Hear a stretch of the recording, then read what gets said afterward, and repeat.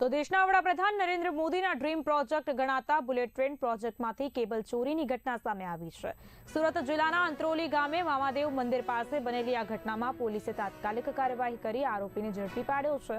માહિતી મુજબ bullet train પ્રોજેક્ટના મેન્ટેનન્સ ડેપો સામે આવેલી ખુલ્લી જગ્યામાં મુકાયેલા કેઈસી કંપનીના 4CX 240 સ્ક્વેર ઇલેક્ટ્રિક કેબલ ડ્રમમાંથી કુલ 10 મીટર કેબલની ચોરી થઈ હતી।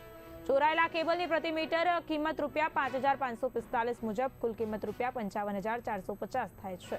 આ બાબતે કેઈસી કંપનીના સ્ટોર કીપર રામબાબુ ગુરુમૂર્તિ મિત્તાનાએ કડોદરા પોલીસ મથકે ફરિયાદ નોંધાવી હતી। ત્યારે પોલીસે આરોપી સાનુ સિંહની અટકાયત કરી અને પૂછપરછ કરતા તેણે 10 મીટર કેબલની ચોરી કર્યાની કબૂલાત કરી હતી। આ મામલે પોલીસે ગુનો નોંધીને આગળની વધુ તપાસ હાથ ધરી છે। कड़ोदरा पुलिस स्टेशन के नियोल का जो गांव है, नियोल के बाजू में मामादेव मंदिर के बाजू में जो बुलेट ट्रेन प्रोजेक्ट चल रहा है उसका जो सामान है वो वहाँ पे पड़ा हुआ है।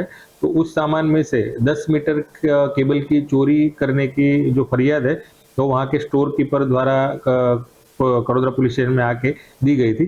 जो फरियाद उनके देने पर तात्कालिक फरियाद रजिस्टर करने में आई थी और फरियाद रजिस्टर करने के बाद जो ये अनडिटेक्ट गुना है उसको डिटेक्ट करने के लिए जरूरी टेक्निकल और ह्यूमन सोर्सेज के आधार पर ये गुना डिटेक्ट करने के लिए वो जो ये मुद्दामाल है वो नियोल से वाकानेड़ा की तरफ लेके जाने वाला है।